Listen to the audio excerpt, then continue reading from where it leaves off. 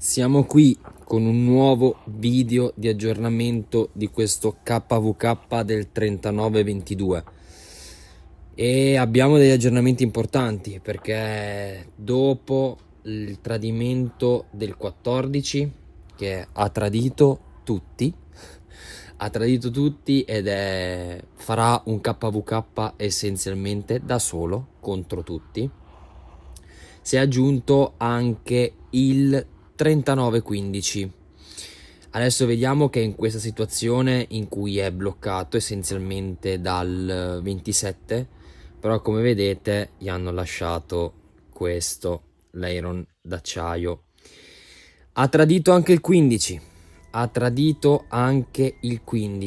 e ci sono state prima delle speculazioni perché il 15 non dava una mano a combattere il 27, quindi c'erano solo loro a combattere contro il 27. Il 15 non usciva, non dava proprio una mano, quindi già c'erano delle speculazioni sul fatto che il 15 potesse tradire, e poi è arrivata effettivamente la conferma. È arrivata la conferma perché qui abbiamo una mail del 3927 in cui, adesso la andiamo a leggere insieme, in cui ce ne sono le congratulazioni per aver combattuto bene in zona 5, più o meno, però va bene. Dice che sono riusciti bene a gestire la pressione su entrambi i lati. Ripeto, più o meno, il 27 in realtà si è rivelato un regno non all'altezza delle aspettative per i numeri che ha il 27. E dicono in questa mail di tenere, diciamo, le risorse, qualcosa per il combattimento contro il 19 e il 22. Qua leggiamo: la leadership ha fatto un accordo per allearsi con il 15, e qui sotto ci sono tutti i termini dell'accordo. Quindi il 27 e il 15 hanno fatto un accordo per allearsi e dividere i seguenti rewards. Quindi 27 e 15 si alterneranno agli altari. Il 15 vabbè, gli danno l'iron, comunque come abbiamo visto anche prima. E il 30, come vediamo alla fine, anche il 39-15 si è anche offerto di aiutare nella battaglia nella loro zona 6. Quindi ragazzi, anche il 15 dopo il 14 ha essenzialmente tradito. Abbiamo anche una mail direttamente dal 3922 in cui il re Itiat fa l'annuncio e dice che vuole informare tutto il regno della situazione, che in KVK2 siamo partiti con 6 alleati.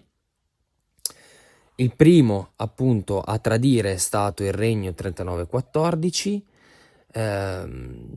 Intanto ringrazio ovviamente tutti i membri che sono stati attivi durante la battaglia del 3914 e dice: fortunatamente dopo il 14 anche il regno 15 ha tradito. Quindi siamo partiti da 6 contro 2 e questo KVK continuerà 4 contro 3 più 1, quindi un 4v4. Lui scrive un 3 contro 4 perché alla fine il 14 è già essenzialmente fuori gioco, e quindi è un KVK molto molto molto complicato, sia per il 19 che per il 22, che sono i due alleati principali più forti, e la vedo difficile. La vedo molto difficile arrivati a questo punto. Non ci voleva il tradimento del 39-15, è stata una mossa dura anche da accettare. Durante il Consiglio di guerra ci sono state anche in cui il 39-15 era presente, ci sono stati anche molti attriti, molti insulti per quello che era successo, però le cose stanno così. Attualmente le cose stanno così, il 39-15